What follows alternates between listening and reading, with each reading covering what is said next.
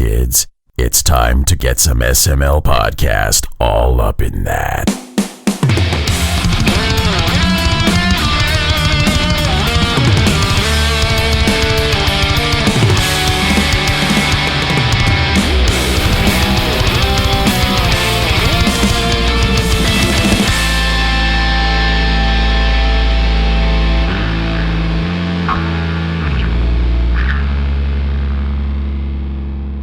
What's up, everybody? This is the SML Podcast. I am your host, Joe. Joining as usual, Cole. How are you doing?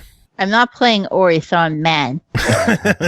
This is a garbage 2 hours of my night when I could have been playing Ori. This is bullshit. I hate my life. Nobody's happy right now. Nobody's going to be happy for the next hour and a half. We're all going to be pissed off because it's not Ori.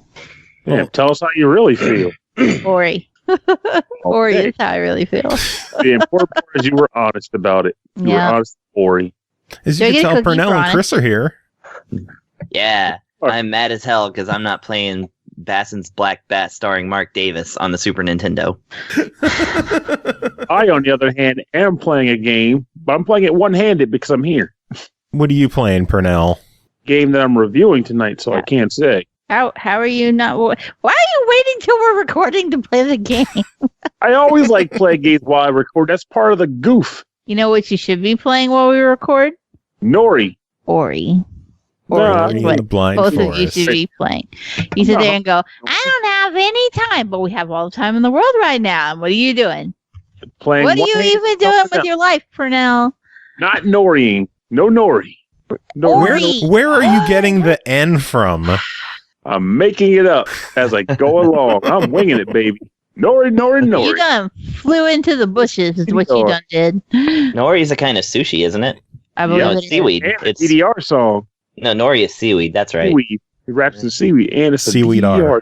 Also, I'm ashamed because I just Googled myself, or like my last statement, and it's Bassin's Black Bass with Hank Parker. Mark Davis's is the fishing master. I always get my Super Nintendo fishing games mixed up. So disappointed in you, Chris. Oh. You know what would prevent that? What was that? Playing Ori. Oh, yeah, okay. Nori in the seaweed forest. I would play and eat that. So yeah, as you could tell, Ori and the Will of the Wisps comes out this week. We're going to be talking about the game on our next episode. Which means I have to shut up about it now. I mean, you don't have to shut up about it. The embargo's up. Like, reviews are out. Everything's happening. It's just, for our schedule wise and because we want to respect the wishes of the developers and wait for the day one patch to launch instead of all these reviews coming out beforehand that don't care and they just want their easy, quick hits. We're doing it the right way. We're waiting. Yeah, but no reason you can't talk about Nori in the seaweed forest, though. Get on it. Yeah. The world needs to know. That's right. I've heard it's a whale of a tale. It's delectable. Oh, mercy. So how's everyone doing? I'm mentally deranged these days. I've taken to doing such strange things as 1 a.m. plans and no sleep. We just keep swimming. It's fine. I'm in that like weird mode where I've had like a 2-hour nap, but I'm also like drinking caffeine like desperately. So like pretty soon I'm going to be so awake. And right now I'm just like, getting there. So at the end of the show, you're going to be like, let's roll, motherfuckers. Yeah. Let's rock. You know what you can do when you have all that excess energy later? Oh, yeah. What could it possibly be? Make some sushi. Make that sushi. I mean, finding Dory in the blind. All the time in the world in your hands where a Switch could sit with a game. There's like already Switch-shaped indentions in my hand, like permanently. I'm always playing Switch. It's such a good device, though. I mean, it's worth it. My sister just bought a Switch this week. She can't wait for Animal Crossing.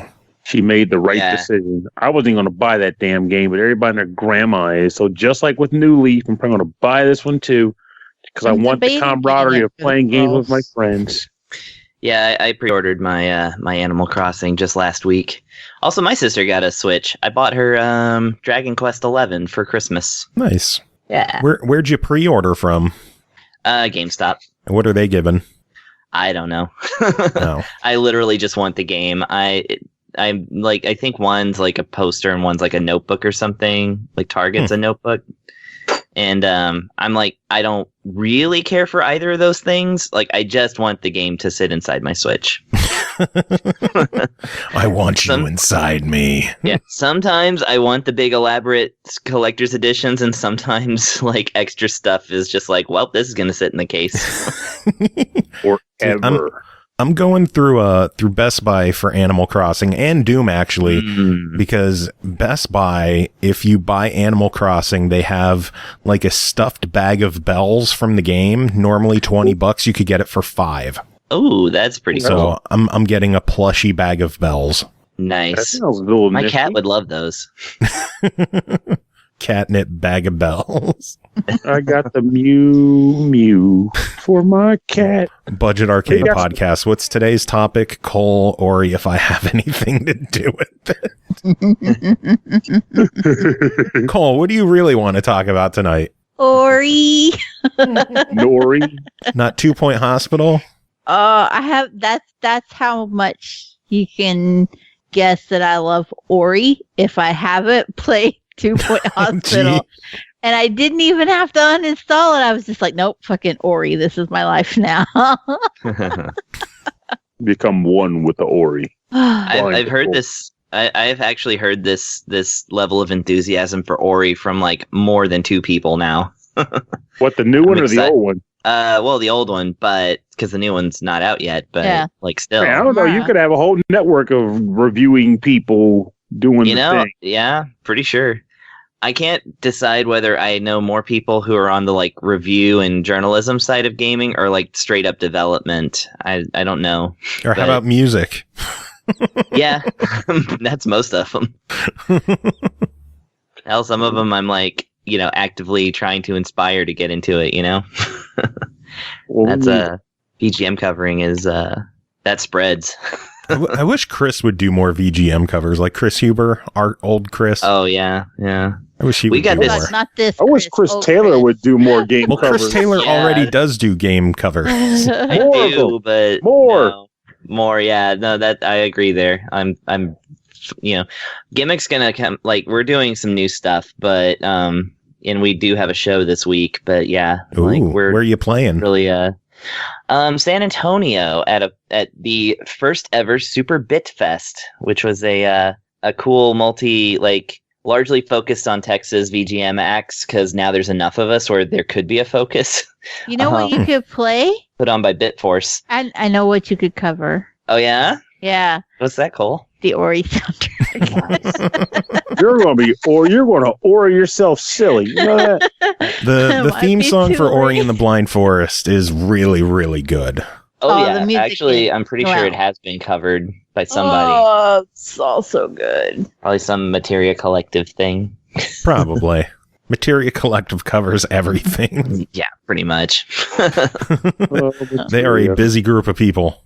Mm-hmm. Yeah, I think it's just the largeness of the group means that there's a lot of ground gets covered under the same like umbrella. Or does it? Yes. Ooh. Which might be mixing my metaphors, by the way. I don't think you're supposed to. I don't know. We got games to talk about, though. Should we get to the games? Sure. Because we got a lot to talk about. We're going to kick things off. Pernell, you're going to start things off for us with the La-Mulana Hidden Treasures Edition, which is a collection of La-Mulana 1 and 2, developed by Nigoro, published by NIS America, released March 17th on Xbox One, Switch, and PS4 for $59.99, which includes a 2-disc soundtrack, a book, and a jigsaw puzzle. Again, this covers La-Mulana 1 and 2, so we'll start with the first game. Again, released March 17th on Xbox One, Switch, and PS4 for $14.99, bundled digitally with La-Mulana 2 for $39.99, or available in the Hidden Treasures Edition for $59.99, which is physically available, which is cool to see NIS finally put something on Xbox. Can I get that out of the way, huh? Can we get a round of applause? NIS, thank you. Clap, clap, clap, clap, clap, clap, clap, clap, clap, clap, clap. I got my Hidden Treasures Edition coming in next week, so I'm excited for it. Damn Finally. right you do. Goddamn right I do. I ordered that. Yes. I have so many NIS games now. Anyway, your destiny awaits in La-Mulana. Take control of archaeologist Lameza Kosugi and navigate through puzzles, traps, and deadly guardians in order to claim the secret treasure of life. You'll need sharp wits, quick reflexes, and most importantly, all the courage you can muster. Will you succeed in unraveling the secrets of La-Mulana, or will you fall victim to the dangers that surround you? Pernell, tell us.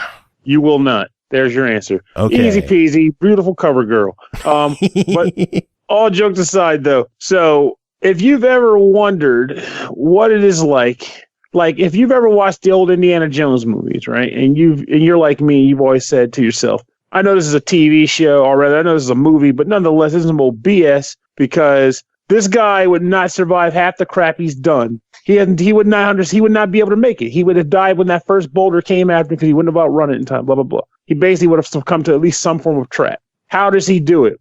Well, with the La-Mulana game, La-Mulana, you get to experience firsthand just what the hell that's like, because this game involves you being an explorer, running around I guess one would consider a Metroidvania style game, but I consider it more of like a adventure puzzler. Or puzzle platformer. Let's go with that. Adventure puzzle platformer. Boom. Exploring this environment, trying to decipher the mystery of the La-Mulana ruins. And the La-Mulana ruins are actually a series of interconnected labyrinths, about 10 of them actually, that are all interconnected in weird and puzzling ways that you have to traverse by way of traditional platforming to ultimately get to the end. And how I would say that is the best way possible in a direct sense is to find the 8 guardians located in each location. Well, in 8 of the different locations. There's more locations than there are bosses, but the 8 guardians located amongst the local areas, defeat them, and then unlock the path to the final boss being quote unquote Mother, which you'll learn about who that is when you play through the game proper. But that makes it sound really simple, because getting to these bosses is going to make you pull your blooming hair out. The puzzles in this game they range from being, toddler preschool kiddie to make you feel like you got things happening the way you need to, just basic platforming exploration, all the way down to just straight up you need to use the internet and Google or something. Fun fact about this game. So it originally came out in the early 2000s. It was made to replicate an MSX title. When that game was released, the denizens of the internet actually ended up having to come together as a collective on forums to solve the puzzles as a group, because They couldn't do it alone. Yes. And when you play the game proper, you will learn why that was. With the La-Mulana remake, which this game actually is, they actually were smart. They were kinder about some of the puzzles. They actually rewrote some of the clues, rearranged some things to make it more solvable, but it's still really tough. Like, to give you an example or an idea, so as you walk around the ruins, you'll come across tablets. The tablets will have dialogue on them. You'll also come across skeletons that will sometimes tell you things. And you have to use an item called a hand scanner to actually read them and decipher what they actually say. At some point in the game, your main character gets a laptop program, because you carry around a laptop somehow. You get a laptop program that will allow you to record dialogue from some of these like statues and stuff, up to like 20 dialogues that you can record. Even with that in mind, you're going to want a piece of paper and a pen. Remember playing games with those two things? Yeah, you'll want both of those on hand. And I have scrawled notes over here from playing the game where I noted like locations on the map, the name of the room that I was in, things that stood out to me that I might want to come back and check out, a person I met inside of a room, all these kinds of notes, because it always comes back. there are weird clues. Like there's one that no one listening is just going to remember by the time they get to it, so it's not really a spoiler. But there's a clue that basically suggests ducking or kneeling in a really distinct location. And you have to actually, note that you have to note the location when you come across it, and you're not going to just see it. You have to know it. Like you'll have to actually truly know it. Then get there, then realize that even though you can't duck in the game, you still have to press down for a period as if you were ducking or kneeling. And then you unlock one small thing from a much greater puzzle. Now, there are cool things that you find as you explore these rooms, though. It's not just find the Guardians. There are also a variety of weapons, a total of about 5 or 6 that you can find from various treasure chests, and a decent amount of sub-weapons, such as like shurikens and caltrops and a shield even, and just things of that nature that make it a little bit easier for you. Not very, but a little bit more easy for you to deal with the actual monsters you come across. And then there's a bunch of just general tools, mostly for puzzle solving, but some are just like very lax things. There's an item that makes it so that skeletons don't hurt you anymore. And there's an item that makes it slightly easier to swim underwater. But there's still things you'll be looking for, and you'll be glad to have them nonetheless. But for the most part, how I feel about this game is hard to put into words, because I have come across a variety of people over the years who, when I've talked to them about La-Mulana, they will tell me I would like it if it were easier to play. But this is the kind of game that when I talk about games that are meant to be challenging, as opposed to games that can just be kind of like nerfed down for everyone to enjoy, this is the prime example of a game where you can't have it both ways. The game is designed in a very specific way to challenge you. It's almost like saying, so you've played these other 10 games and you want something that's really going to push you. Here you go. Here's some actual puzzles in a platformer. It's not just meant to just push you through the game. It's going to make you work for the meat and potatoes. And you're only going to play this if you enjoy that sort of thing. And if you don't, you probably won't, but it could also be something that taps that potential that makes you realize you do like it. And as for how much I like La-Mulana 1, I've played that game multiple times. I've played it when I was recovering from gallbladder surgery. I was playing it when it released on the Wii U. I was playing it on the PlayStation Vita. I bought it again on the PlayStation Vita. I played it on Xbox One for this review. And I got the Switch version coming in next week. It is one of my favorite games. It is one of my top 3 games of the 2010s. I love it that much. And I will sing its praises from here to El Segundo. It's just a fantastic product that feels like it's from a bygone era. And I heard you mention that the Hidden Treasures comes with the OST. Mm-hmm. That in and of itself is worth its weight in gold. The music in this game is phenomenal. I was doing planks at 1:00 this morning, to the music from this game. It just like, hey, if I'm going to sit here and do this torturous exercise this late at night, I may as well have some great jams to play to it. Playing La-Mulana music. It's just good. It's a fantastic OST, all done by one guy. The developer of the game, actually, I believe it's the same person who did the OST. But it's basically a one-man operation. I want to say there's a whole studio there, but I think it really is just one guy. I'll have to double check, because the sad reality is, like, I've beaten the freaking game, and I'm still like, I don't ever pay attention to the credits. but well, you should have. I should have, because I kind of regret it now. But honestly, one guy, many guys. The point is, they made a mean-ass game, and it has a great OST. Now, one thing worth pointing out, though it's not a glitch or anything, it's just a design, actual intended design that I need to mention. 2 things. One, you do get maps as you explore the ruins, right? And when you get the maps, they're kind of like grid-based, like it's a bunch of squares in a horizontal and vertical plane, right? So in a normal game, when you get a map and you see squares like that, you would think, if I leave this square from the top of it, I will enter the square above it from the bottom, right? It just makes sense. You're passing to the top. You're passing up to it. But by the way this game is also designed, the maps aren't even always what they seem. Sometimes you'll leave a screen from the top of it, and you'll end up on a completely different screen on the same map from the bottom of it. Which means you can't even use the map at face value, because sometimes they'll flim-flam you and you'll get confused if you just allow the map to just be a map. You have to actually make a note that says, and this is what I did anyway. I'm like, okay, if I leave C3, which is the coordinates of a room, I will enter F2 from the bottom. Or to get to this room, I need to actually, in order to get to C3 from the left, I have to actually enter D4 from the right. Like, I have notes like that. And it sounds torturous, but it's not. It's freaking great. It's enjoyable, and I love it every minute of it. And the other thing I want to mention is the controls, too. So the controls of this game are like part Mega Man and part Castlevania. So, you know, in Mega Man, you can kind of jump and just kind of do it finessing in the air when you're going up and when you're going down. Mm-hmm. And you know, in Castlevania, where you're kind of forced into, like, you're forced to commit to your jumps. Yeah.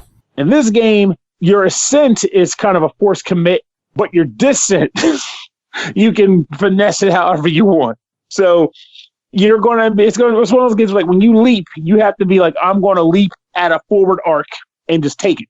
And then from there, I can figure it out. You can't just like jump up and then just kind of sort of cook to the right. Nah, you have to go, you have to commit. And it will be annoying to people who just want their platforms to be just like, hey, this is very fluid and loose. I can just move free flow as I want. Not in this game. No. Yeah, controls definitely took me a while to get acclimated to. They were unique to get used to the jumping. It was definitely interesting. I agree there, but it's worth noting, and that's why I wanted to point out, it's worth noting that is deliberate. It's not like a design flaw or they just suck at programming jumping controls. They were deliberately programmed that way because that it determines how you'll approach the platforming in the game as a whole. So if they made it really easy, then, well, somebody might say, well, that's artificial difficulty. Maybe it is, but who cares? The game's still fun despite that, and I love it for that. But it's something worth noting in the review proper. I also didn't encounter any glitches or flaws or issues or anything like that. Just wholesome, pull your hair out, kiss my ass, gameplay. Also, it's worth noting that there's one other thing to note is like, when the one particular placard says, "Do not read me," listen to what it says and don't read it, or you will regret it. And I love that it is on that too. So, no Lord, yes. No, that's not the only game in the package because La-Mulana 2, again developed by Nigoro, published by NIS America, released March 17th on Xbox One, Switch, and PS4. This one for $24.99, again bundled digitally with La-Mulana for $39.99, and available in the Hidden Treasures Edition for $59.99, which includes the 2-disc soundtrack, the book, and the jigsaw puzzle. Renowned archaeologist Lameza Kosugi has gone missing, and only his daughter Lumisa can find him. Enter Eglana, an upside-down version of the legendary ruins of La-Mulana. Think fast, act fast, and whip hard in order to overcome dangerous traps and elaborate puzzles in your quest to uncover unfathomable secrets. What will you find at the end of your journey? Triumph or defeat? Pernell, how was La-Mulana 2? Funny part, this will be a shorter review by comparison, simply because La-Mulana 2, in my description, is more of what you liked about La-Mulana 1. It's basically, hey, did you want more of that game? We programmed that. So it's more, exactly. Like, and it's fantastic. It's more labyrinths, all cryptically connected, just like before. In fact, even a lot of the main and sub weapons are even exactly the same. So you're not going to go like, oh, I got the shurikens again, or oh, I got the chain whip again. But guess what? Doesn't fucking matter because it's freaking great anyway. It's just more good things. Like when you play Metroid and then you play Super Metroid and you get the ice beam, you're not like, oh man, it's just the ice beam again. You're like, yeah, I got the ice beam. Now I can use it in Super Metroid, just like I used it in Metroid. Same logic here because the game still freaking works. The formula is great. The OST is sound and the puzzles are still bullshit. It's great like that. It's an outright jam. And there's even like new weird styles of puzzles in this game that I didn't even come across in the original La-Mulana for good reason, because you got caught in a trap. But a cough trap. But like, it's just more of what you love in a great way. I like that, just like in the first La-Mulana, which I actually didn't point out in that review, so I'll just say it here. It's also very freeform in that even though they may have a preferred route you can take, is fairly open season for the most part. To give you an example, if you play, let's say you play to like you find your first or second boss in the game, right? And you're like, all right, this was a fun fight. Actually, this actually happened to me, so I'll say it in this regard. I'm like, okay, this was a great fun boss fight. I want to hear the music from this boss fight, so I go on to YouTube and look it up.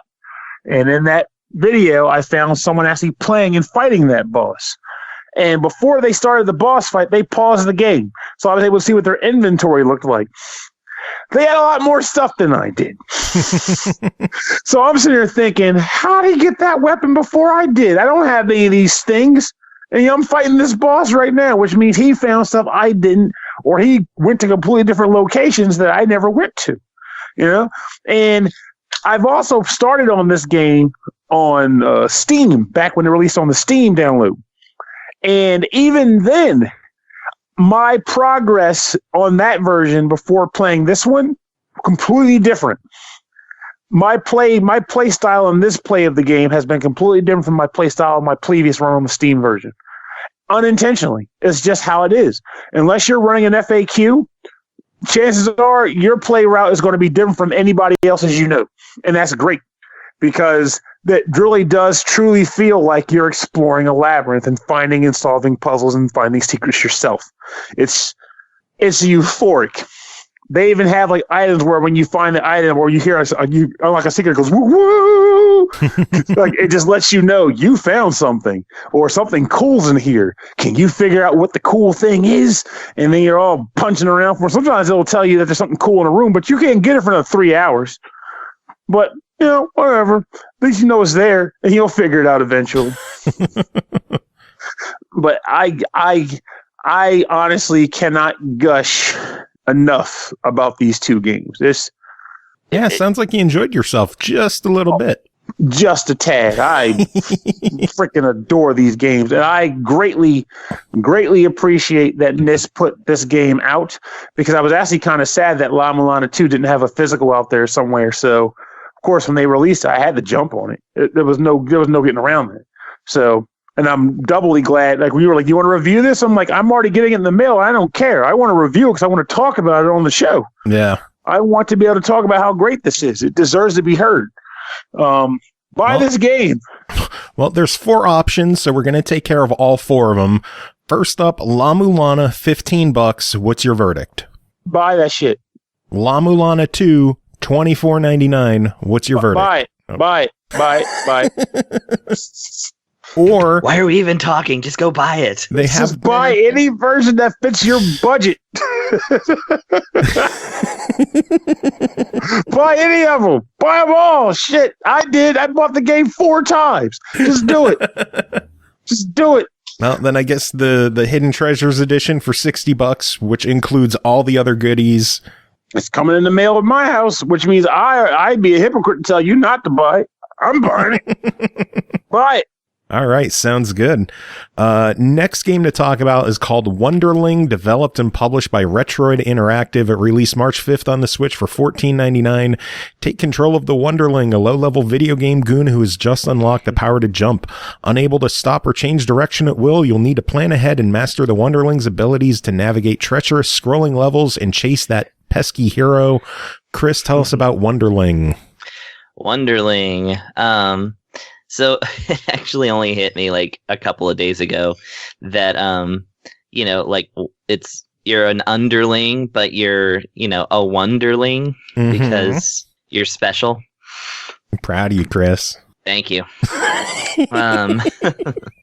So yeah, so this is a new retro game. That is to say it's pixelated, but obviously made in this era. Partially by the fact that how gorgeous it is. It's an amazing looking game.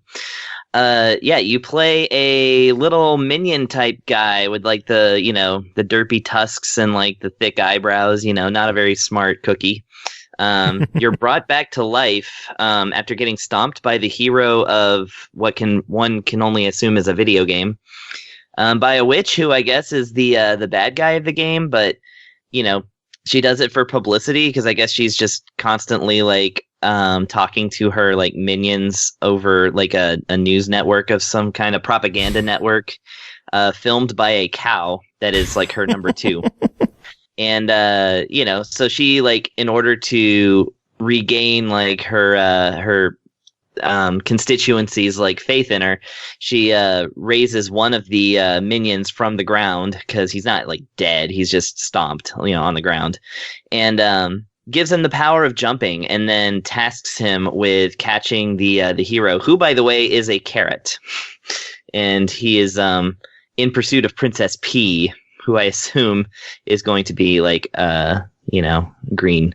Anyways, so yeah, you start playing the game, and it's basically you only have jump initially. You just basically jump out of a portal, which is the thing that the hero does, and he just persistently runs forward, and every time he hits a wall, he turns around.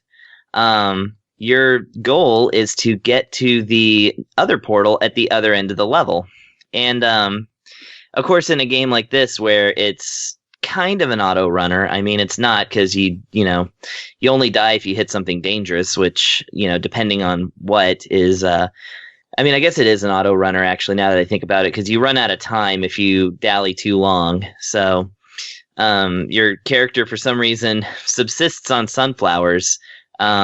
If you collect them, they're basically like coins, sitting around in the level, and if you collect them once, then they are added to your total, and there's obviously a set amount to collect, and the game does a really good job of letting you know which ones you've already collected by opening them up into actual sunflowers instead of just the buds. So you collect the buds the first time, and then the sunflowers the second time, but either way, you have to collect them within a certain amount of time, or else you die, and that factors in, of course. And sorry, I'm also dying. And of course, there's a little Quarantine spiky. Do what? Oh yeah, Quarantine in my room. Off with your head. Oh. You say he's not quarantined right now. He's talking to us from his bunker. Yeah, exactly. But yeah, like, so the whole thing about games like this is that the real challenge has to be in the actual stage design. Like, how do they design this thing to make it both challenging and engaging? And the level design really is like where this game stands out. It has superb level design. All of the obstacles are like laid out like really in interesting ways, and there's different, like, once you get into, you can just run through levels and beat them, of course, but every single level has a bonus item that you don't have to collect, but it is a costume change. So you can dress up your little underling in like all kinds of different suits.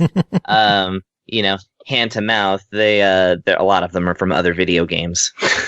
Nice. They do make a lot of references, a lot of fourth wall in this game. It's actually very charming. It's very funny. Like they low key, like, make fun of like Bowser, for instance, without naming him. But yeah, so like when you add those in, those actually add another layer of challenge, because the thing is, like I said, the sunflowers are finite in each level, so there's only so many. Well, usually when you go to get the bonus items, which also could be pieces of the soundtrack, pieces of, or actually alternate exits that lead to other challenging stages that are much longer, then it becomes a thing where you basically have to blaze your path to the secret item, but leave enough sunflowers so that you can make it back to the exit. So that's what they mean when they say planning your route. So you like end up having to dodge like actual power-ups so that you don't, get them all immediately, and your timer doesn't run out. Yeah. Yeah, I found myself going back. Like, I could not, once I completed World 1, I went back and got everything. I could not put it back down. It's so engaging like that. And yeah, like I said, the soundtrack is really lovely. It's, it's got a lot of charm to it. The graphics, like I said, it's just this lush, amazing pixel art that, I think we see it enough now that sometimes I kind of forget that every instance of it is just like this like special treasure. because I'm just like, I always see these great backgrounds and I'm like, oh, that's nice. And then like I really look at them and I'm like, dang, this took somebody like a year to make, I bet. And but yeah, so like I said, though, back to the level design, like it's not just bumping against walls. Like there's different things like, doors that you can only go through once. There's mushrooms that, give you a super jump that actually work. Like you don't, I think I complained the other day about a game that didn't let you control it very well. And there's like certain stages that have little like, speed up parts of the ground that make you speed up. And of course, I almost forgot to mention, after you complete the whole set of levels and are ready to move on to the next world, two things happen. One is that you get to do a boss fight where you're the boss. You actually get to fight the hero, but you're the actual screen-sized enemy. That's cool. Yeah, it's actually really, really awesome. And the other aspect to it is that you then get a permanent new power. So like, then you get like a dash move that allows you to do a long jump. And then, of course, the infamous double jump.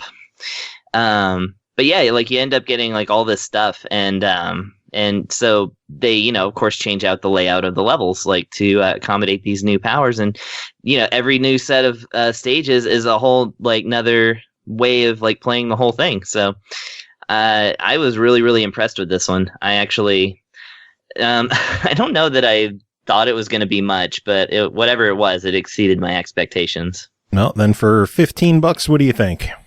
Yeah, this one's a really interesting one. And if you're into these games that are like the auto-running puzzle platformers, this is the one that definitely has gotten me the most hooked so far. I really, really enjoyed this one. And like I said, something about it initially, I was like, okay, that might be okay. But that's a lie. It's very, very good. So nice. I definitely recommend this one for folks who like the, stylish platformers that have, not free exploration, but, actually causes you to have to think about levels and things like that, but not in a frustrating way, which is nice. Awesome. Yeah. All right.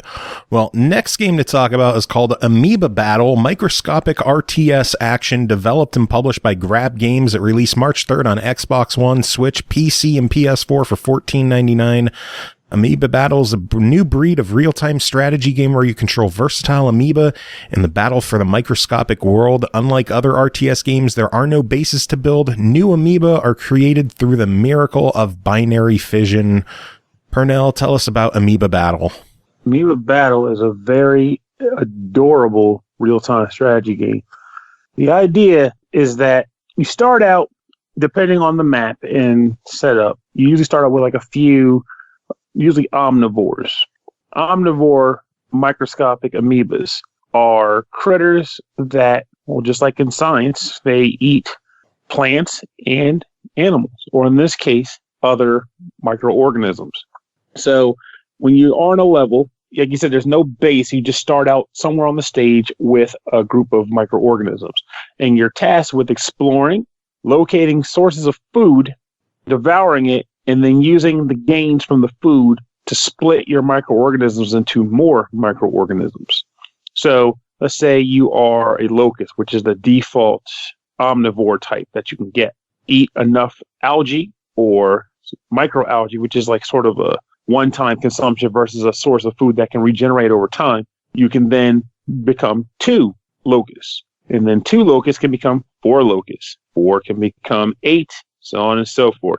And it's like, just kind of like a bit of exponential growth there for your organisms. Now, every once in a while, you will come across hostile microorganisms. And when you do, you can tell some or all of your amoebas to do battle with them. And then it's just kind of like a little cute skirmish where they're kind of butting heads against each other and knocking each other's life bars down until the other team or other entities are dead, hopefully. You don't want to be the ones that die. And if that was all there was to it, this would be a pretty simple game. But it's not.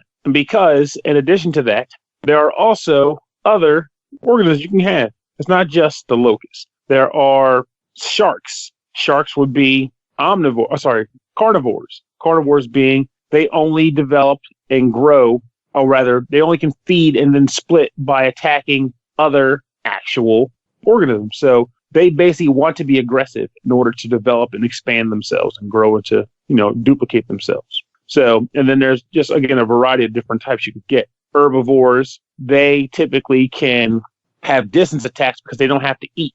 So they don't have to actually physically fight, or they don't have to eat other microorganisms. So they don't have to worry about getting up close and personal. So instead of having melee attacks, they fight from a distance. And by doing that, they also just fight from a distance. But so how do they feed and grow? They eat algae exclusively. And when you eat enough of that, they can split. But in addition to that, depending if you can come across grassy terrain, they actually heal in grass. So you can kind of use herbivores as snipers, which is a weird way to phrase it.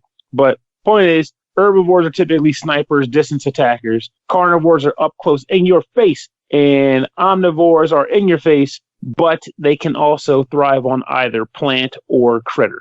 So you can either have those by default if the game gives them to you, and then use the food that you eat to split them. Or if you only have one type and you want to develop into another, you can use research points, which are gathered naturally over the course of combat or gathered by placing probes in appropriate probe node locations on the map. You can spend research points to turn one type of microorganism into another.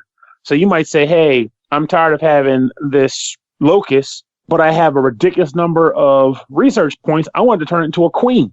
Well, then you spend the research points, turn it into a queen, it goes into a hibernation pod, and when it comes out, boom, you have this superpowered unit. And then you better protect the hell out of it, because if it dies, well, you just wasted a lot of research points. So a lot of gameplay thought then becomes making a thing evolve by spending the research points, then kind of keeping it back as best you can or protect it until you can evolve it, or rather, until you can feed it and replicate it, so you can have multiples of the same dude. So you basically return your investment, so to speak. Now, the thing that makes this game tough, though, is, again, the lack of bases. It's an interesting concept for a game, because when you think about it, usually when you start these sorts of games, you have a default base, so fortify my base. Fortify the base so that if anyone wants to attack you, they have to get through your defenses to get in. But you have no base in this game. You're just wandering a map, and so are your enemies. So whoever's best at setting up their game plan and whoever's quickest at getting a strategy together will likely find the other team and wreck their faces, because this game does not really play when it comes to dawdle, just by virtue of the fact that it's open war, open season. But something I really enjoyed about the battles in this game, though, is I had a fairly even battle. It was like, I don't know, like 8-on-6 or something like that. And it was a pretty tough battle. And I was going at it, and it was down to like 6-3 or something like that. Mm-hmm. And I remembered, oh my God, I'm an amoeba. I could replicate. And then it was fucking 12-on-3. Yes, you're just like ganging up, like wham! And it's so appealing, just like hearing them make these little cute squeaky sounds, knowing that really they're actually viciously mauling each other. It's a very cute and beautiful game. Though the one thing that sucks about it, and I say that not in a mean way, but just like I wish I were better at dealing with this, is that they give you a fair number of ways to kind of choose groups of amoeba. So you might say you have 25 amoeba on the screen. You want to have a platoon of 8, a platoon of 6, and a platoon of like whatever's left over. They give you the means to create up to 4 different platoons, group them together, and then select them with the cross pad and then operate. I just kind of sucked at getting used to doing that. It exists, but it takes getting used to. But once you do get used to it, it's very convenient to actually have like platoons in mind, with the intent being to defend a certain point. Maybe if you want to, like, say, like I said, you don't start with a base, but you can say create one, hole up in a corner somewhere and say, this is where we're going to set up shop, create a wall of defense, keep a queen in the back or something like that. And there you go. But it takes getting used to. And once you do, though, you can make strategies using multiple groups that you control separately. The other thing that messed with me, I'm not sure if you had this issue too, Joe, was that I sucked at getting used to the control of the cursor speed, because even at the slowest, that thing whips. It whips big time. But again, it's something that you get used to, but just warning you, the cursor in this game is very fast. Yeah. But you want to know what else whips? I'm going to use this in a completely different term, but it totally whips that Awesome Prime drop more biddies. Oh, mercy. I know, it doesn't make sense at all. and people say that I'm the king of tangents. I got some competition. Garbage segue. I don't know, man. I got some competition. I put down my sour gummy worms to tell you it was a garbage segue. I've been muted, sitting in. Cole, do you expect better from me? No. Yeah, there you go. So Pernell, Amoeba Battle, $15 on this one. What are you thinking? I honestly think it's a gem, and worth noting for people who aren't, just to kind of mention it, the skirmish mode is a primary way to get into the post game stuff with like sets of teams of 4 and 2 and 3 or whatever. But there is a campaign mode which kind of walks you through the different unit types and introduces them to you in a way where you can get familiar with them before you jump into the skirmish and just get riddled with tons of options. Yeah, it's good stuff. I enjoyed it myself. I like the fact that there's multiplayer with it, so you can take out your friends. Oh, you can. Or join up with them and take out other friends. This is the kind of game where I actually really would like to see. I don't know if it's going to happen because the internet and all, but I would like to see a game like this do well because I like the idea of having like 4 teams of 3 apiece just going wild on one map. Because you can do that in this game, and I just picture the insanity that would look like on the screen. It would be ridiculous. That would be. But next game to talk about is called Syrup in the Ultimate Suite, developed by Nom Nom Nami, published by Ratalaika Games. It released March 3rd on the PS4, 4th on the Xbox One and Switch for $4.99. Syrup finds a candy golem in her basement. Could the two become friends and finally complete the Ultimate Suite? Chris, what the hell is the Ultimate Suite? What the hell is going on here? And Cole, did you check this one out? You know what? Ori. And you know what's terrible? You can complete it in 8 minutes on Xbox, and I still just haven't taken 10 minutes. Wait, what did you complete? What can be completed in 8 minutes? Syrup. Oh, you could go way faster than that. Yeah, like I heard some people, like there's guides for like 8 minutes, but some people were saying you could do it in a little quicker than that too. But I was like, man, I can't even. I just couldn't tear myself away from Ori. Christ, you were in this Ori. I know. Sorry. Ori, oh, my Lord. Ori in the holler. As soon as you said it, I was like, fuck, I knew I forgot something. Ori in the blind holler. Ori and the will of the wisps. All right, so Syrup in the Ultimate Blind Forest. Let's talk about it. Hold on, that may be like Pernell. I can load it up now. Yeah, you can probably. Yeah, you can load it up now, and probably by the time I'm done talking about it, you could get an ending. Nice. Cole, do it. Okay. Chris, tell us about Syrup in the Ultimate Suite. Okay, Syrup in the Ultimate Suite. So this is a visual novel, the choose your own adventure style one, kind of, where you play as, I guess it's a story. So you're kind of like, I guess you're guiding Syrup, who is a scientist, an alchemist, if you will, who lives in a town where everybody knows magical powers, but she is like against that.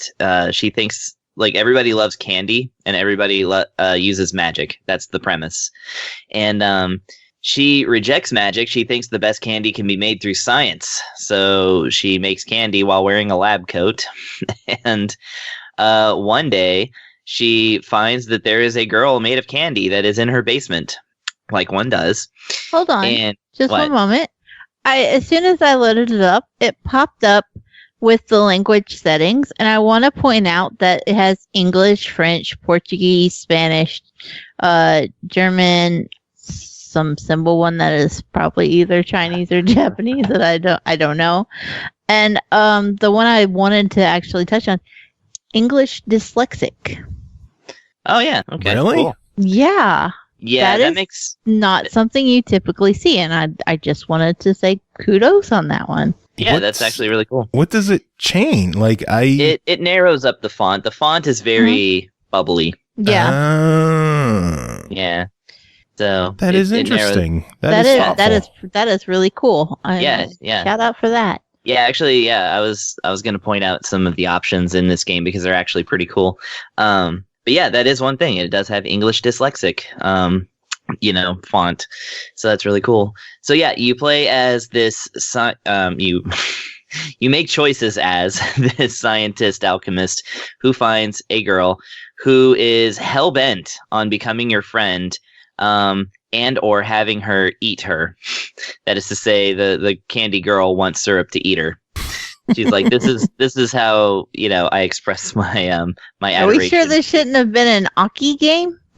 Right. And, after you make a few choices, like some preliminary choices, that one of which can instantly lead to an ending, if you couldn't guess, you kind of find out from your assistant, who is like just your one employee, I guess, who is like very enthusiastic about this character, what's going on, and you both determine that it must be this witch that is a kind of rival to Syrup. And, so part of the story involves going and talking to this witch who is clearly like, she clearly like, thinks she's better than she is, and she very transparently like makes a show of saying, oh yes, that thing, I of course made that with my extreme talent. And her assistant is a girl who is dressed up like a cat, and I suppose is a cat. I don't know. Those are all the 5 characters of the game. And, once you figure out or once the story gets to the point where you're basically kind of deciding if you want this candy golem girl to be your friend, or whether you mistrust her and think that she's some spy that's like in there trying to figure out all your secrets. The game then proceeds to where, as she gets closer to Syrup, it's revealed that there's this ultimate sweet, of course, that Syrup has always wanted to make, but it requires a little bit of magic to gather up the last ingredient and or make the thing. I'm actually slightly unclear on that. So you end up in a tenuous partnership with the witchy character, and you both go out and you make some more decisions, and ultimately. The endings, there's 10 endings in the game, and they're largely based on how you treat different characters, and it kind of, keeps a hidden stat of that, of course. And my first time through, I was like, okay, I'm going to make all of the nice choices to get along with everybody and, clearly point myself to the best ending. And I did that, and the story was about 30 minutes long. And I figured that must be the most content that you can get in a single story. I don't know that for sure, but then I found out. So yeah, I got that ending, and I got a couple more endings, and I was like, okay, cool. And it's very, very delightful. It's it's not the story doesn't seem to ever get really creepy at all. Like, I guess if you make bad enough decisions, it does border on it. I just got an ending, and it was very creepy. Yeah, there you go. Told you she could do it. Now, here's the thing about the options that what I love about like different things in this game, and I wish more things would do. Of course, if you are replaying the game, you can skip all of the text really quickly to get to the next decision. And then you can just like make your decision there, and then, see where the story, branches off. And it also has a save load feature, so you can do it that way too. You can choose like what all gets skipped in the option menu. You could choose, of course, text speed, and make it do auto, just moving the story forward automatically. And then it actually has an ending list, and it will describe every ending that you've gotten. And of course, some of those change up the title screen, and there's also flavor text at the bottom that's like an asterisk, that, those are really charming too, and, often funny. If you go to any of the ending list where it's got, it's like you haven't seen this ending yet, and it'll have question marks, you can actually highlight reveal secret.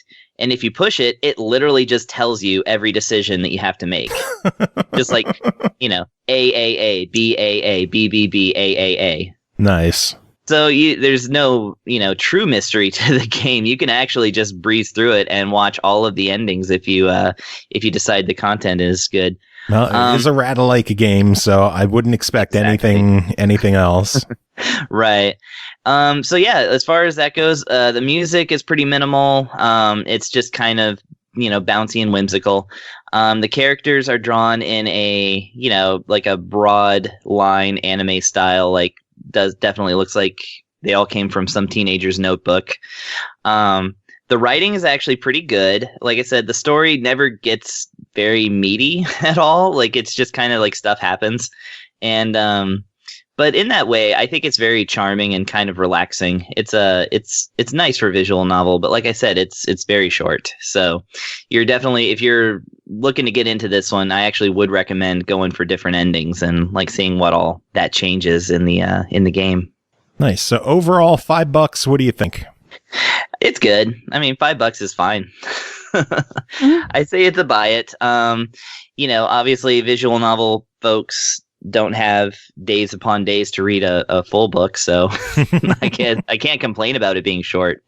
It feels like a good length. It's like the length of a cartoon, so that's kind of how it is. Yeah. I found myself completely unoffended by any of it.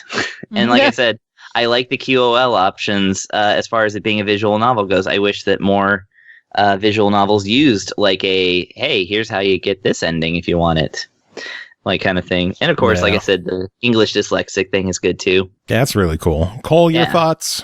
Yeah, I'm really surprised by like how adorable it is, and it's a little weird.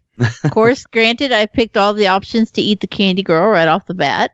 Right, that's the option that you can make to end the game very quickly. I just wanted to see what would happen. I was a little disappointed. I hoped that there was some candy guts, and there weren't. But that's okay. It describes them, but it doesn't. It does, but it doesn't show them. And you have the option in the game where you can hand the candy golem off to the witch, who clearly wants to eat her too. And then, like, you can also, you can, like, visit her later and she's, like, half-eaten. And then you can, like, take her back and either leave her like that or, like, repair her. And if you repair her, it actually changes her haircut for the rest of the game. Because the witch ate half of her hair and then they all decided that was a better look for her. It's a little odd, but it's really well illustrated. Its cell shading is good. It's adorable, but it's definitely odd. All right. Well, moving on. Next game to talk about is called Hidden in Plain Sight, developed and published by Adam Sprague Games. It released March 12th on the Switch for $5.99. Also currently available on Steam and on Xbox One in the Creators Collection section. Try to accomplish goals without drawing attention to yourself. Players control characters in a sea of identical NPCs. Players are given a task, but also the means to eliminate each other from the game. The goal is to blend in with the NPCs, accomplish the task at hand, and take out the other players before they get you. Pernell, you were really excited about this one hitting the Switch, so tell us about it. So the best way to describe this game would be a collection of mini games that you wish were in Mario Party that are all themed around one very specific concept.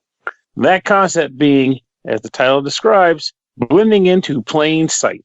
So the idea is that regardless of the mode, I'll talk about a few of the modes, but not all of them because there's a lot of modes in this game. The general idea is that you and your opponents are thrust into a group of NPCs that either look all the same, slightly different, or very different, depending on the mode.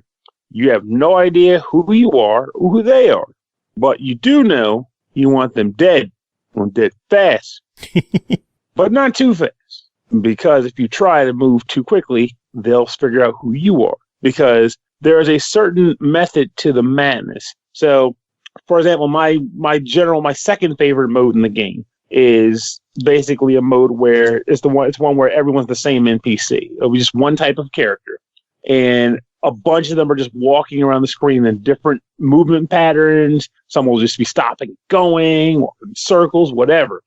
And your first goal while you're in here is like, there's two ways you can win this. Either one, you can find the other opponents and kill them, or there are a bunch of statues littered around the map. And if you walk from statue to statue and touch them, you will get a point. And when the time runs out, as long as you hit 5 statues, And then if multiple people hit 5 statues, and whoever hits the most statues claims the win. So you might be thinking, well, I'll just run for the statues.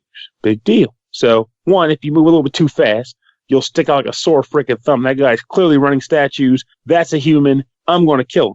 Because that's the other thing, too. If you willy-nilly kill an NPC, someone's going to see you do it and know that you're a human, because NPCs aren't killing other NPCs. So your kills have to matter, and they have to count. But if you see a guy running statues, that's also pretty obvious, because NPCs don't give a crap about the statues. And whenever someone touches one, a chime goes off. So you know someone just touched one. So if you hear it, you can kind of, it's hard depending on how good you are with like this spot checking, but you're like looking at all the statues like, okay, who just walked through one? Where did someone just pass through a statue? You're looking around, you're trying to find them and spot them out. And it just becomes this weird game of chicken where you're hoping someone screws up. Like I was playing it at a party on Saturday, and I'm sitting here like, first I did like a quick like circle, a controller spin, but it was slow enough that I felt like I was able to blend. I figured if someone saw me, they wouldn't know it was me. It's just a random NPC just getting stupid.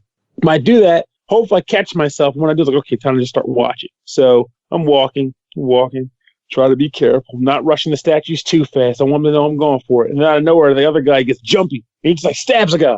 I'm like, I see you right there. Then he tries to blend into another crowd of guys. Like, you can't get away, man. But if someone's good, they can totally like say line up their sprite with another NPC so that you're walking step to step inside together, and then you just like branch off. You don't know who the fuck it is at that point, because there's 2 different people, but they look exactly the same. He just walked out of his sprite. But this guy did not know to do that, so I just tracked him and just watched him. 4 statues in, stat! Didn't even know I was coming for him. And it's such a glorious feeling for the guy to not know that you just followed him the whole time. And you just like gut him when he thinks he's got the match. It's so good. It's so good. And my favorite mode in the game is called Death Race, where it's like 20 NPCs running from the left side of the screen to the right side of the screen in a race.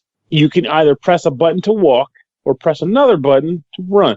Those are the primary controls for the race. Now, again, you don't want anyone to know that you're the runner and not an NPC, because in addition to the run and walk controls, everyone gets a bullet. More bullets to a gun if there's more players. So if there's 3 players, there are 3 bullets in every gun. So you are trying to spot who is a human and then snipe them off the course. So there's just something devious about that too. You're like, okay, how long do I hold out? How long do I hold out? And there's something glorious about when someone fires off their last shot and they don't hit you, and you just start gunning it. It's like, you can't stop me now. I'm just going to run the race. And you just like sprint to the end, and you take the crown, and you're all smiling like, sucker, you wasted the bullet. You thought I was the fire god, but I was actually the knight, you know. But there's like this weird game of chicken where you can even sometimes talk the talk, like, oh, think you got me, like basically start talking to somebody, make them think that you know who they are. So they're like, they get edgy, they start running, oh crap, he knows it's me, and he starts running like, gotcha. I didn't know it was you at all. It's just there's such a hilarious and fun game to play, and there's like 7 modes in the game that you can play. There's a lot of stuff to do. There really is. Now, don't get me wrong. I mean, the longevity of one session totally depends on the crew you roll with. I mean, if you're the type of crew that's not going to want to stick with a style of gameplay for so long, like there's people that can play Mario Party Mushroom Mix-Up for hours and never lose track and never get bored. And there's other people who just need to shuffle the works. Okay, I played 5 rounds. This time to play something different. I'll play something different. And you know what? Both of those crowds will enjoy this game because, again, it's on the Switch. It's easy to go from one game to another on the Switch. You just stop it and start another one. Boom. And on the other consoles, maybe not as easy, but still easy enough. I mean, just pop another game when you're tired of it. But in the meantime, those 5 to 50 matches are going to be a hilarious good time. And it's such a simple concept. It's easy to explain and teach. And at the beginning of every mode, they flat out show you in big pictures, this is the goal of this mode. So you don't even have to like feel like you don't understand it. Everyone will understand how to play this game. And it accommodates up to 4 players. And you should get 4 players if you can. But 2 is fine too, if you only got 2. And it's just a fantastic, fun time. I love the fact that it made it to consoles. I love the fact that it's dirt cheap. which makes it, again, perfect pricing for a series of mini games. This is a quality title, and I originally had heard of it, or rather, I originally played it on Steam at a friend's house. I had never heard of it. He's like, "You ever heard of this game called Hidden in Plain Sight?" I'm like, "No." And when we were playing it, I was at Death Race, man. We were on that thing for a good hour, just playing Death Race. Not even any other modes. Damn. It's just a good freaking time. It's the people that make it special too. It's so worth it. So when it came to Steam, when I saw you, as you know, and you acknowledged, the moment I saw it pop up on the Nintendo Switch, I was like, "Gimme! Oh, I want to talk about this game on the air. I want to talk about this because it's so worth talking about." And I feel like this is one of those games that's going to totally go under so many people's radars because it doesn't stand out in the store, but it deserves to stand out in the store because it's a quality product and it's tons of fun, and more people should play it. Awesome. Sounds good. It is good. Sounds great. I can tell. I'm actually I think I'm gonna check that one out myself. You will not regret it. You will not regret it. The only thing I regret is not having friends. You have a lady in the house. Just 2 players. Just be careful because you might be sleeping on the couch. Uh-oh. Oh, snap. Get sassy. Ah, boy. Anyway, one last game for the PartyCast to discuss is called Skull Rogue, developed by Nelf, published by Dragius Games. It released February 28th on the Switch for $2.99. Skull Rogue is a roguelike RPG inspired by the classics. Start with an ordinary skeleton and skill up to an incredible warrior. Dive into a world of eternal battles and endless progression. The further you are, the harder and more unique your enemies become, and so do you. Chris, tell us about Skull Rogue. All right, so Skull Rogue is inspired by the classics. It's a retro throwback. It is all like pixelated and stuff. So you play as a skeleton. Who's to know what your ambitions are or your story? I mean, you're a skeleton and you have a sword and a helmet and you're attacking other things. That's all you need to know, I suppose. But no, like that's actually good because the way this game operates is that this is a constant, like, you know, roguelikes. Obviously, you know, the big thing is starting, you know, having to start the game over from scratch every time you die, which is, you know, in most roguelikes numerous times. So in this one, you basically, you know, you start the game and you end up in a room, and the room then fills up with other skeletons as you're in room 1, and you have basically a couple of things you can do. One is that, of course, you're armed with a sword, and the right shoulder button swings that sword, but it's not so much that you're swinging the sword at the enemies, it's that the sword creates like an arc, like a Legend of Zelda style blast, and that's what hits the enemy. And you actually aim that blast with the right stick, so it's kind of a twin stick shooter with an extremely short range. So that's kind of how that goes. You can just hold it down and like keep whacking the enemy, which you'll need to do because enemies, like, nothing goes down in one hit in this game.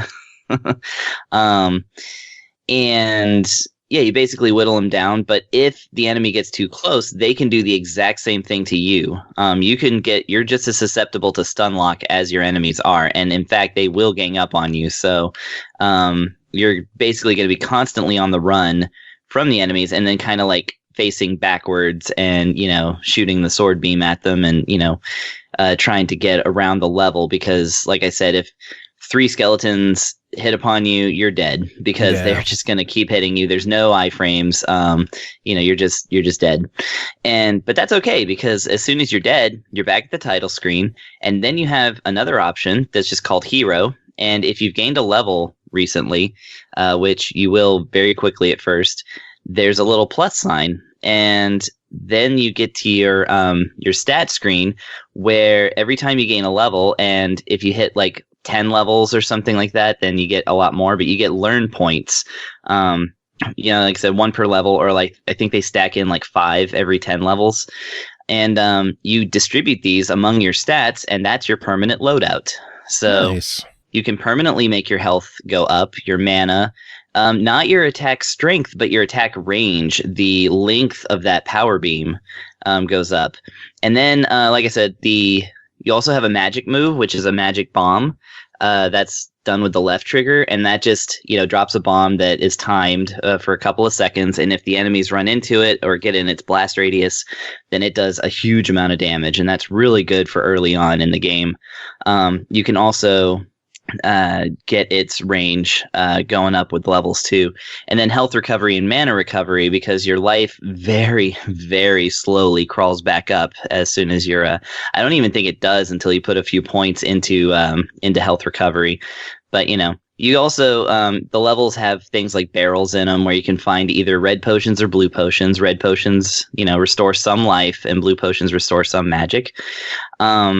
The other way that you grow in the game is that every single enemy that you fight has a piece of armor and a weapon. And basically you, sorry, my stupid computer is trying to update things. Help. Hurry up before it's done. Yeah. Every enemy drops a weapon and a piece of armor. So basically, as you go through the levels, you have the option of picking up the sword or helmet or whatever, and you have you basically replace your own if it's stronger. Often they aren't, and that's kind of where the game gets a little weird and confusing, because so your starting weapon does damage 20. And your starting armor does protection 100. So as you're walking over these items, trying to figure out which one is best for you, you have to remember what your current equipment actually does for you. Because it's not anywhere on the screen or anything. It just says room 1, shows your health and your magic and your level progress. So it's kind of because if you hit an enemy and it says 30, then you're like, okay, I'm power 30 right now. But it's you often can't pick up weapons because of how frantic the game is until the entire room is cleared and you're about to go to the next room. Yeah. And, and then you kind of have, walk over each one and be like, okay, is this better than what I have? Is this better than what I have? And, so, and oftentimes they are. And like I said, every few levels, the enemies will have much more powerful weapons and armor so that you can change out your set. You're going to be constantly changing out your set. Another little problem I had was that when the enemies drop the piece of armor and the weapon, you actually, when you're, because you're just walking over them and pressing A to switch, it's not any kind of menu based thing. So you're kind of you might end up not being able to even see what the sword is because the helmet's covering it. Yeah. Things like that. So just little annoying things like that, but it doesn't make or break the game. This is just kind of how it is. And like I said, as you proceed through the levels, it's very hard, but eventually when you get into a rhythm of it, you can, you'll start getting into some later rooms. And like I said, the stuff becomes more elaborate. The rooms are bigger. There's more traps. But it's always that you're in a room and a bunch of enemies appear in the room, and you get a few seconds. No, you get 1 second where it'll show you where the enemies are going to spawn, so that you can quickly get to the place where you want to get to fend them off. Because if an enemy spawns on top of you, it's just going to kill you. Yeah. So, and then you just do that and keep repeating until you're done playing, because obviously dying is no obstacle in this game. Yeah, you're eternal battles, endless progression, so you're not really looking for an end. You're just going for as long as you can. Exactly, yeah. Every single point of experience in this game is retained throughout the levels. So if you start a game and it only lasts 5 seconds, that's still progress. So, yeah. Which I actually enjoy. I found myself very hooked on this game. I mean, it's hard to tell when there's when there's not a whole lot to the game, but you keep playing it. I can't tell if that's a good thing or a bad thing, but that's certainly the case here. Nice. Well, overall, $3 on it. What do you think? Oh, this is definitely a fuck it, why not? I love playing any game where you get to play as a skeleton. So obviously this is a must buy for me. I find it fun. It's obviously not going to topple something like, Quest of Dungeons or whatever. I love Quest of Dungeons so much. I know. I've been playing it recently, actually. It still holds up. Still cannot beat the game with the goddamn Necrodancer. I think I did, but only the easiest version. I can't remember though. I can't do it. That's the only achievement I need in the game is to beat the game with the Necro Dancer, and I can't. That's right. Yeah, I don't play it with the Necro Dancer. Mm-hmm. Yeah, the Necro Dancer is a guest star in Quest of Dungeons. Ooh. But yeah, Skull Rogue. I definitely it impressed me for as cheap as it is, how well it holds up, and how much I wanted to play it. Like I was playing it the entire time I was reviewing it just now. Nice. And I gained a few levels. So yay. Great. Oh, man. All right. Well, that is it for the PartyCast. We do have a couple more games to talk about, so we're going to move on with that. Pernell, Chris, Cole, thank you all for being here. Do any of you have any final words before we move on? Ori. All right. And finally tonight, we're bringing in our good friend, Tim Ekibus. Tim, how are you doing? Great. I'm fine. You seem so excited to be here. I am excited to be here. It's been a couple weeks. I'm back with 3 more games to talk about. You are. Are you ready to dive into these, or did you want to like chit chat first? No, one thing. Today is Mario Day. It is. As of this recording. And March Lego 10th. announced that Lego is doing some kind of Super Mario thing. Presumably being Lego, it's Lego Mario sets. I thought I read somewhere that there's going to be like 13 sets. Mario sets, something like that. If they do a full line, like, yeah, I could see that. I mean, I guess they did 8 total for Overwatch, 6 in the first line, and then 2 more, and no more since, which I own 7 of the 8. Which one are you missing? Or actually, no, I have 6 of the 8. I don't have Roadhog and Junkrat on their bike, and I don't have the Hanamura Showdown one, but I have all the other ones in the house. Some of those are pretty good. Yeah, Lego. I didn't peg you as a Lego fan. Oh my god, do I have Legos? Holy shit. I mean, at my desk at work, I have the International Space Station, which I just built. And, dude, that's so cool. And the Guardians of the Galaxy, because I have all of them in Lego minifigure form at this point. All I can see in my line of sight is some of the Overwatch ones.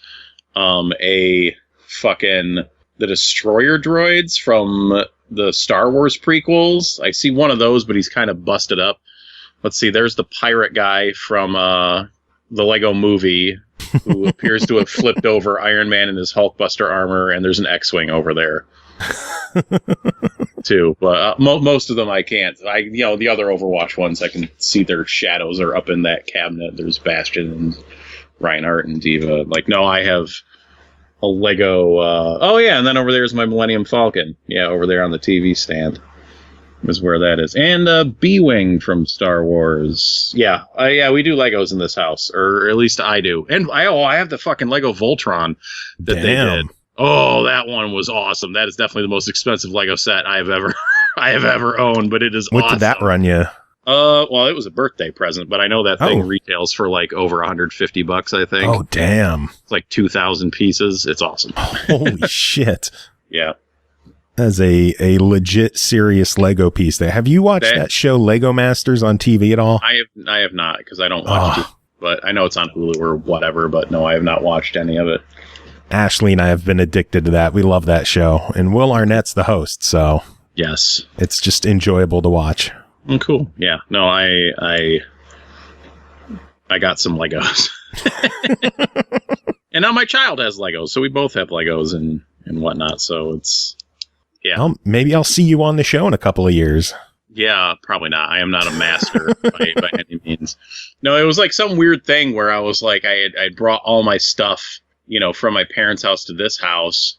And I was like, why do I feel like I had so much more shit as a child? Like, where is it all? And then I remembered, like, oh, Legos. Those are all still at my parents' house. So, yeah, now I have, like, there's all my childhood Legos are here.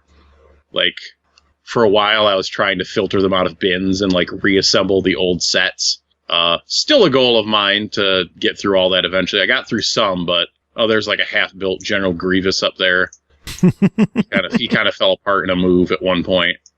It's the tough thing. Do you ever glue them together to make sure they don't fall apart? No, I know. I don't do that shit. No, I don't glue them together. Because as a kid, I would build it once, and then I would take it apart, and then I would start, building other things eventually. But no, I don't think I would ever glue them, because at most I will take them apart, and then at this point I will take them apart and put them in a plastic bag so all the pieces to the set are together. And then, so it could be rebuilt, or you could just get out that set of pieces to play with. Oh, there's an ATST right there. I didn't see it hiding. Hi there. I mean, this is like Lego Central of my damn house. It's all in my basement. Oh, there's spaceship from the Lego movie. I forgot that's up on that shelf because I didn't want my kid messing with it anymore.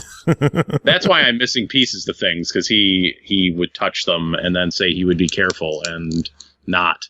Oh, and there's the Incredible Hulk. Hi, Hulk. Yeah. Yep. Yeah. Yeah, you would like that show. So fire up Hulu and check it out. Yeah, I'll put it on the list of that and all the other crap I need to watch. But yeah, Mario Lego. That should be pretty awesome. I'm pretty hype. I'm excited to see what it is. Should be a lot of fun for both me and the kid. Because they're 4 kids. So, yeah. Theoretically. I mean, some of them are like ages 16 and up. They're pretty close to adult age ranges on there. Let's not. I mean, you're a big kid. Yeah. Aren't we all? Yes. I will never grow up. I'm a Toys R Us kid. Speaking of which, video games. Video games, yeah. You got 3 of them to talk about. You ready to get into these? Yeah, let's do it. All right. First game to talk about is called Langrisser 1 and 2, developed by Extreme and Chara-ani Corporation, published by NIS America, released March 10th on the Switch and PS4 for $49.99. Heroes die, but legends live forever. You are the arbiter of a fate in a world ravaged by wars through generations of heroes who battle for peace, order, or chaos. Command Ledwin, Elwyn, and their companions in their quest to obtain the secret sword Langrisser and restore peace to a war-stricken land. Decide who your allegiance lies with in Langrisser 1 and 2 remastered for modern consoles. Tim, tell us about it. I mean, for one, Langrisser 2 never even came out over here, so... Very true. It's being... Oh my god, there's a cobweb there. Holy shit. Yeah, this is the first appearance of Langrisser 2 in the English language, so props to that. Langrisser 1 appeared out. These are both Genesis games originally. Langrisser 1 was released as War Song over here in the States. Langrisser 2 never got released over here. I believe a 3DS one got translated and released over here. But otherwise, the series has been kind of missing from our shores and our preferred language. So what you get in this collection is Langrisser 1 and 2, a modern update of 2 Genesis games. The graphics they're all updated sprites. There's no way to get an old visual style in there. So you just get the new stuff, which is not bad, but I'm just saying for the sake of people that might want the older graphics, those aren't here. It's just all modern drawn sprite artwork. These games are basically Fire Emblem, to say the least. In that it's overhead. It is tactical combat games. There is literally the same weapon triangle. I think it's the exact same. No, because I think there's horses instead of axes. But there's a weapon triangle, all the same. It feels very familiar, I guess, in that sense. It's like, oh yeah, this is what Fire Emblem used to be like before it turned into like a dating sim thing. So like which one was it? Awakening? Pre-Awakening Fire Emblem is kind of what you're getting here. One of the ways it deviates is that your characters are, and this is kind of lightly implied in the Fire Emblem games, but your main characters are commanders. But literally in Langrisser, when you start a battle, you will hire mercenaries. So you will hire a crew of units per battle to that your commanders will control. And who they can hire is dependent on what class they are. There are class, each character has a class tree, which you can conveniently look over the whole thing before you start dropping points into stuff, which is nice. And then those mercenaries you control individually. I will say one thing about this game is it can get a little exhausting in just how many units there are on the field. There is an option to skip battle animations, which I recommend you skip battle animations immediately. Like I looked at them once and I was like, okay, cool, I get it. But if you ever want to get through a battle, like, you need to turn those shits off, because like there will be your guy, like your guy, and they will have like 4 mercenary units apiece. So, however many generals you have in the battle. And then there will also be, the enemies, the enemy generals, and they're like they're underlings. And then oftentimes there will also be like neutral units and they're like underlings. So you'll just have like like 30 fucking units out on the field at any given time. And they all got to take turns moving, and they're all going to fight each other. And it could just be a little exhausting. Even with those animations turned off, it's just like, goddamn, like, this just takes a while. But that's what the game is going for, as opposed to Fire Emblem, where you just have your individual main characters, and that's who you're controlling. In this, you are controlling larger armies, for better or worse. So if you kill an enemy leader, then all of the units that are subservient to that leader will disappear, though you'll get less experience for not murdering those other guys first. The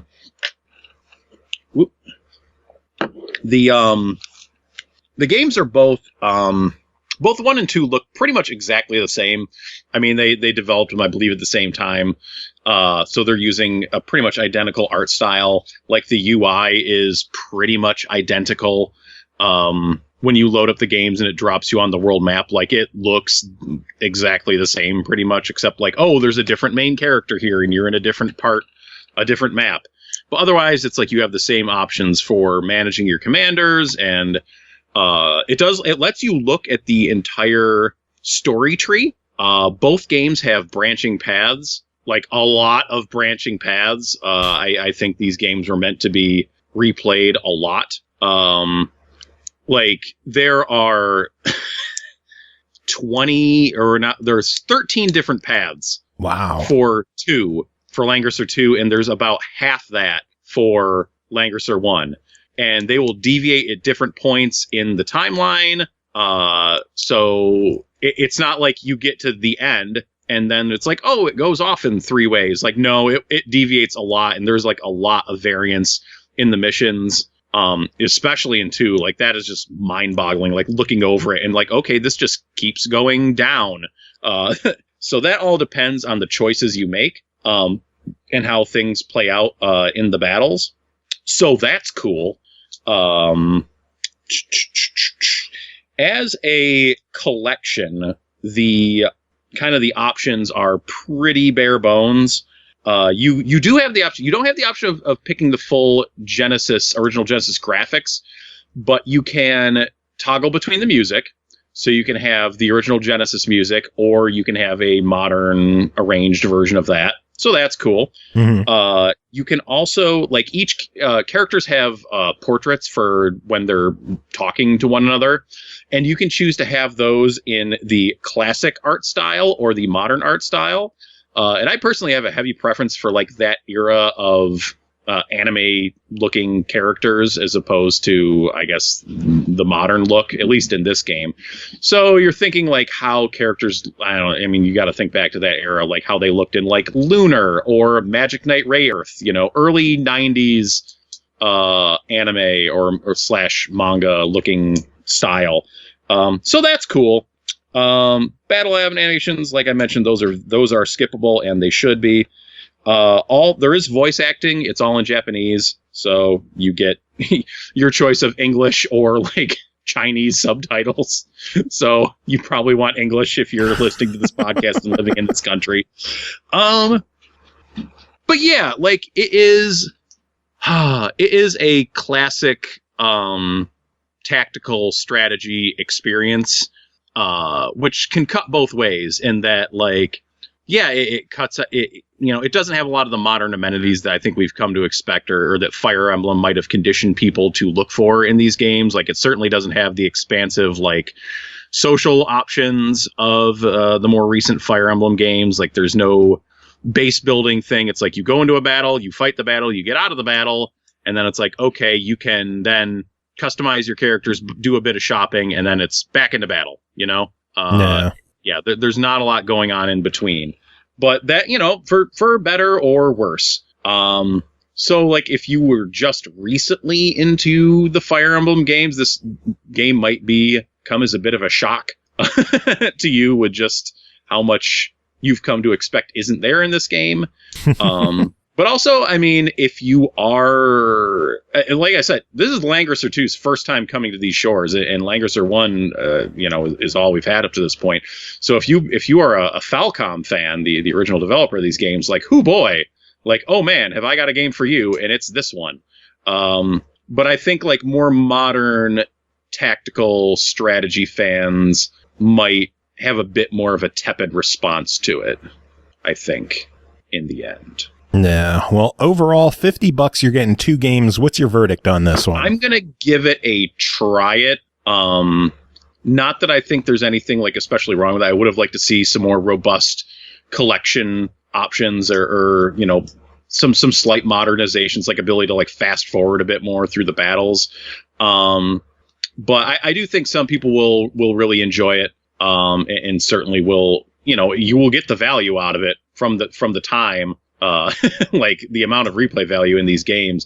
It's just the question of like, are they going to hook you hard enough to pull you in for all those replays? So it might be a thing where you want to wait on it a little bit, see if there's like a bit of a sale before diving right in. Or the good news, I know at least on the Switch, I'm not sure if it's there on the PS4 or not, but there is a demo for the game. Oh, cool. Well, yeah, check out the demo. And if you love it, there you go. Buy it. There you go. Figure it out. But it's cool. Yeah, what are you looking for? A review on this show? Yeah, come on now.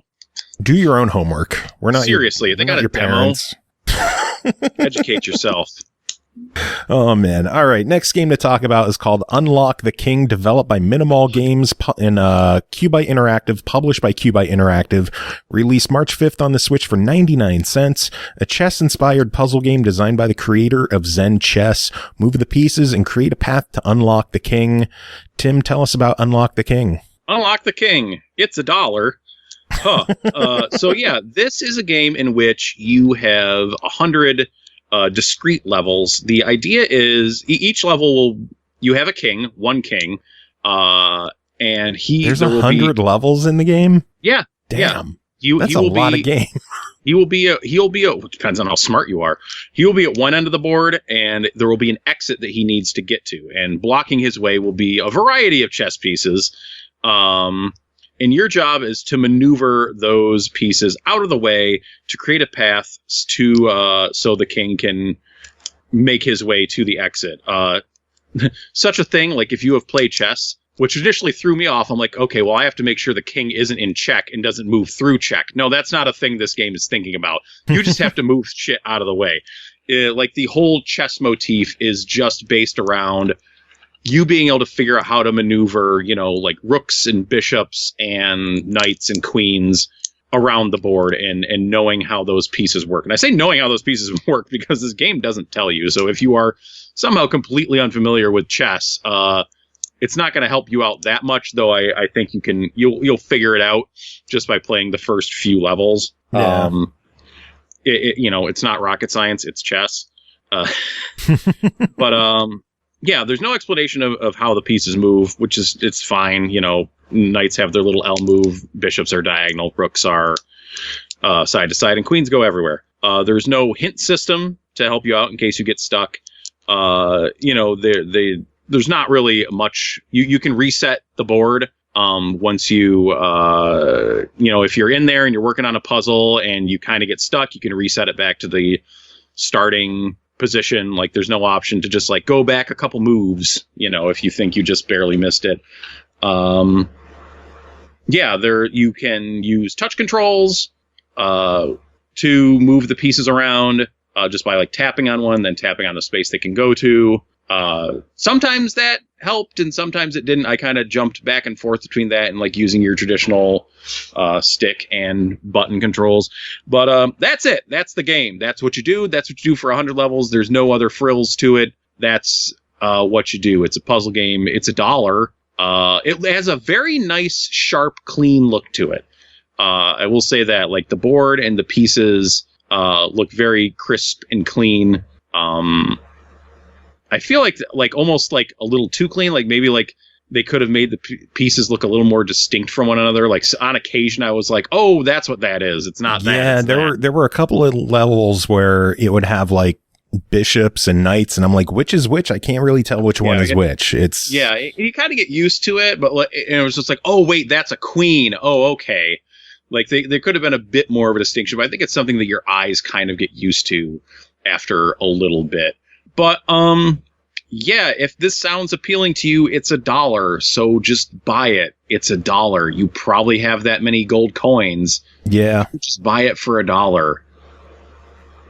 Yeah. Should everyone run out and buy it? Probably not. But you probably know whether or not you're looking for this type of just puzzle game to jump in, do a few puzzles, jump back out, go back in. But yeah, something different. It's less than a penny a level. Yeah, it is.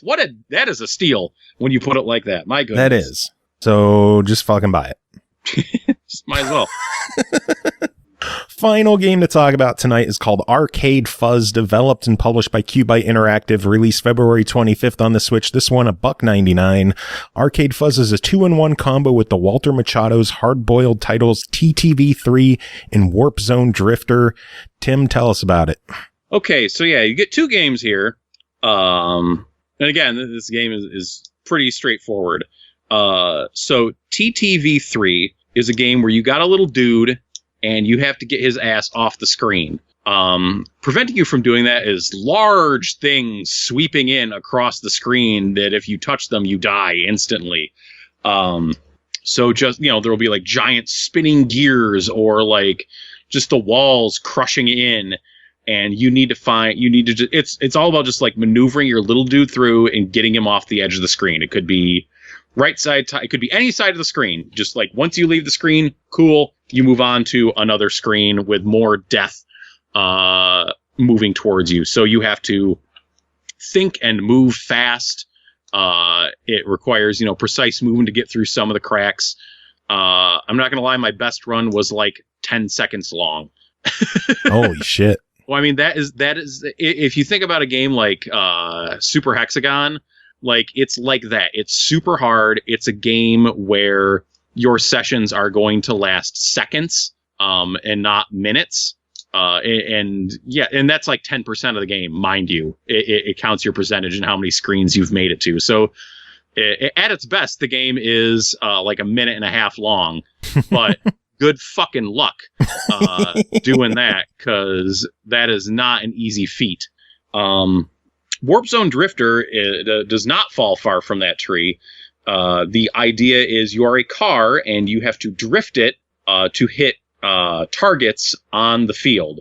And if you drift like too far off the screen, and in this game you don't want to go off the edge of the screen. If you drift too far off the edge, your car will just explode somewhere. I mean, there's something dangerous over there. I don't know what it is, but you'll die. And if you hit all three targets, it will load you into a new screen, and we'll start introducing hazards. And again, it's really hard. I think I made it past like the second level like once. But that's what these games are aiming to do. They are meant to be super hard, very short play sessions, very short innings. You get in, you get out, and it's only $2, so it's $1 per game. Just really the question is like, is this the kind of experience you're looking for on your Switch? For me personally, this is more like something that I look for on my phone, where like I'm going to pop that sucker out, I'm going to play it for 30 seconds while I'm doing who knows what, exactly what. Yeah, we all know. We all know. You filthy bastards. But on the Switch, like usually I'm sitting down for at least a few minutes, and I don't know that I'm necessarily like looking to just like load up a game just to die horrifically for 30 to 40 seconds, and that being like possibly 10 different sessions. And Lord. Yeah. So I don't know about on the Switch. So yeah. No, overall $2. What do you think?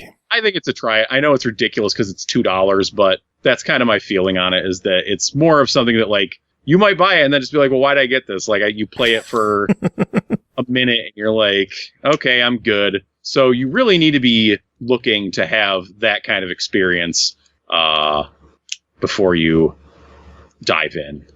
All right. Sounds good.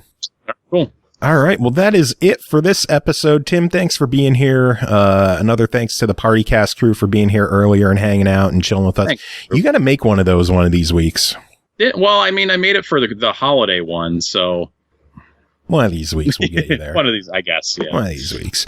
All right. Music, we're going to play some Lonely Rolling Stars because they were just a VGM con and I wasn't, and I wish I could have been there. So instead, I'm just going to play their music. Same. Well, maybe next someday. year. Let's do it. It's a long drive. It is. I'll pick you up on the way. It'd be more likely to fly out there. All right. Bye.